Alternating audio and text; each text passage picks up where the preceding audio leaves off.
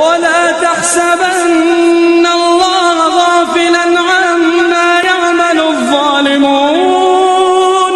إنما يؤخرهم ليوم تشخص فيه الأبصار مهطعين مقنعي رؤوسهم لا يرتد إليهم طرفهم وأفئدتهم هواء